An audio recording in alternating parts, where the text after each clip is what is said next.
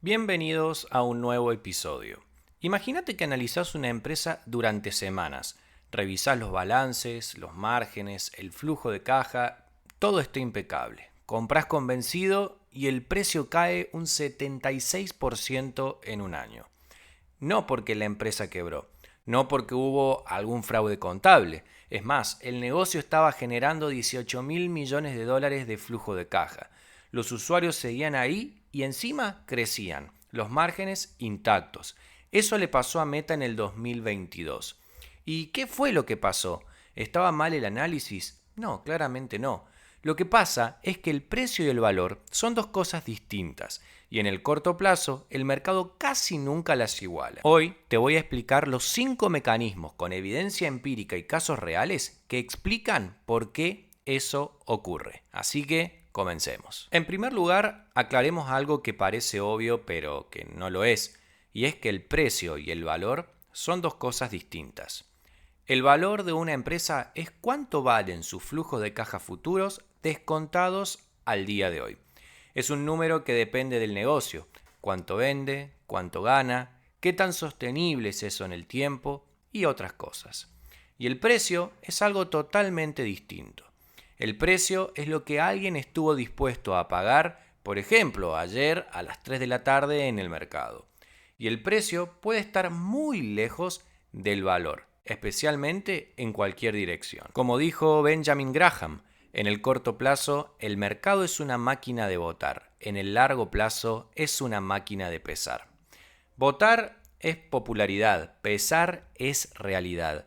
En el corto plazo, el precio refleja lo que la mayoría de los inversores sienten en ese momento: el miedo, la euforia, la distracción, entre otras cosas. En el largo plazo, en cambio, el precio converge al valor.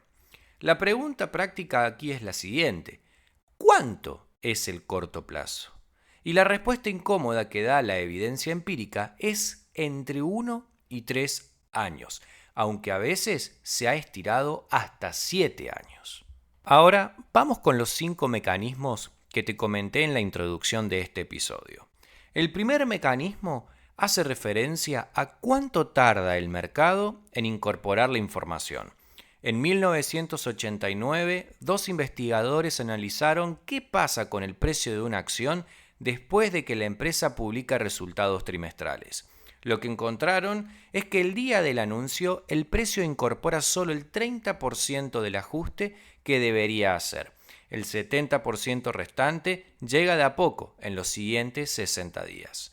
En otras palabras, chicos y chicas, si una empresa anuncia resultados excelentes hoy, el mercado tarda algo así de 2 meses en terminar de procesar toda la información. El precio sigue subiendo 60 días o seguirá bajando después del anuncio. ¿Y por qué ocurre esto? Te estarás preguntando. Bueno, los analistas ajustan sus expectativas de a poco, no de un golpe. Es anclaje cognitivo. Si esperan que la empresa ganara 10 y ganó 15, no cambian de inmediato toda su visión sobre el futuro. Para vos como inversor, lo que realmente te tiene que interesar es si compras una empresa con buenos fundamentos y los resultados superan las expectativas, no desesperes si el precio no explota ese día. El mercado todavía lo está procesando. El segundo mecanismo es netamente matemático, pero tiene una analogía perfecta. El valor de una empresa son sus flujos de caja futuros descontados al valor de hoy. Esos flujos se dividen por una tasa. Cuanto más alta es la tasa, menos valen esos dólares hoy. Y eso es todo. Es exactamente igual a una hipoteca. Si te suben la tasa de la hipoteca, la cuota mensual sube. La casa no vale menos, es la misma casa, pero el costo financiero cambió. Con las acciones pasa algo similar. Por ejemplo, en el 2022, la Reserva Federal de los Estados Unidos subió la tasa de interés en 4.25 puntos porcentuales en menos de un año. La más agresiva suba de tasas en décadas. ¿Qué le pasó al S&P 500? Cayó un 20%. Y al Nasdaq, bueno, cayó un 33%. Por ejemplo, Meta cayó un 76% en 2022. ¿Cuánto de eso fue deterioro del negocio y cuánto fue compresión de múltiplos por tasa? La estimación es que más de la mitad del ajuste fue matemática financiera pura, no un deterioro operativo. Por lo tanto, recordá, Cuando el Banco Central sube las tasas, todas las acciones bajan, incluyendo la de excelentes fundamentos. No porque el negocio se rompió, sino porque el divisor del cálculo cambió. Si compraste una empresa con buenos fundamentos y el precio cae porque subieron las tasas, no rompiste el análisis. El mercado está ajustando por una variable externa al negocio. El tercer mecanismo es un poco más sutil. A veces el mercado está midiendo el indicador equivocado. Por ejemplo, en 2014 Amazon creció sus ingresos un 20% interanual. Estaba construyendo agresivamente Amazon Web Service y su infraestructura de logística. Reinvertía cada dólar que le generaba. El beneficio por acción era negativo o casi cero. Amazon no tenía utilidad neta en el sentido tradicional. Por lo tanto, ¿qué hizo el mercado? La castigó con una caída del 22% ese año. En retrospectiva, quien vendió Amazon en 2014 porque no tenía ganancias, dejó sobre la mesa un retorno de más del 700% en los siguientes 5 años. Amazon Web Service se convirtió en el negocio más rentable de la historia de la compañía.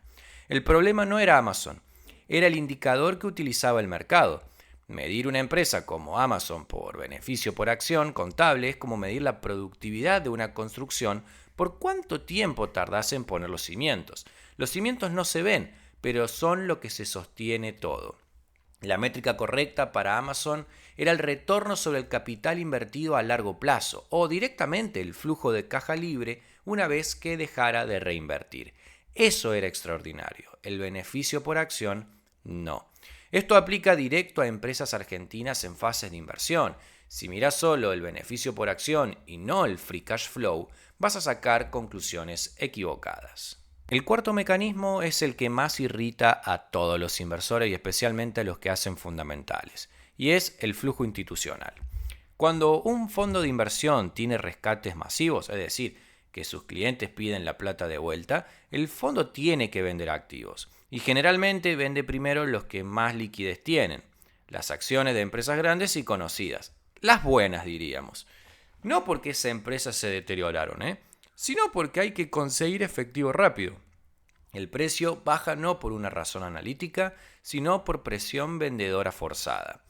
Y el quinto mecanismo lo documentaron Fama y French, dos de los economistas más importantes en finanzas. En horizontes de 1 a 12 meses, el momentum, y esto quiere decir el impulso reciente del precio, tiene mayor poder predictivo que los ratios fundamentales. En otras palabras, en el corto plazo lo que más importa para predecir el precio de mañana es el precio de ayer, no el flujo de caja futuro, no el margen operativo, no la posición competitiva. Recordá, como dijeron estos dos economistas, el mercado en el corto plazo recompensa el momentum, no los fundamentos. Ahora, en el largo plazo, los fundamentales ganan siempre. Y ojo, esto no significa que el análisis fundamental sea inútil. Significa que tiene un horizonte. Si el mercado tarda entre 1 y 7 años en reconocer el valor de una empresa, necesitas tiempo, convicción y, escucha bien porque esto es clave, un tamaño de posición que te permita dormir tranquilo mientras esperas. Entonces, ¿qué haces con toda esta información? Primero, distinguí entre la tesis que está rota y el mercado está en modo pánico. Son dos cosas muy distintas. Si la empresa sigue generando flujo de caja, sigue creciendo, sigue con ventajas competitivas intactas, el ruido de corto plazo es simplemente ruido, no es una señal. En segundo lugar, construí tu posición de una manera que te permita mantenerla. Si pones tanto dinero en una sola acción que una caída del 30% te quita el sueño, vas a vender en el peor momento. Como dijo John Maynard Keynes, el mercado puede permanecer irracional más tiempo del que vos podés permanecer solvente. Y esta frase Keynes la dijo hace muchos años atrás. Te diría que lo decía ya por allá en el año 30. Y sigue siendo la verdad más incómoda a la hora de invertir. El mercado no te debe nada. No tiene obligación de reconocer el valor de una empresa en el horizonte que a vos te conviene. Pero si lo hace eventualmente, lo termina haciendo tarde o temprano. La evidencia es clara. En horizontes de 3 a 7 años, los fundamentales ganan. Meta, que cayó un 76% en el 2022, subió más de un 300% en los 18 meses siguientes. Amazon, que cayó un 22% en 2014, multiplicó por 8 en los siguientes 5 años. La paciencia no es pasividad, es la ventaja competitiva más difícil de mantener en los mercados. Si te gustaría ver dónde aplico exactamente este análisis, qué empresas estoy siguiendo, cuáles tienen fundamentos que todavía el mercado no reconoció y cuáles son los price target concretos, todo esto lo publico en el Telegram de Aurora Advisor. Si este episodio te gustó, no olvides de compartirlo y suscribirte para no perderte ningún nuevo episodio. Nos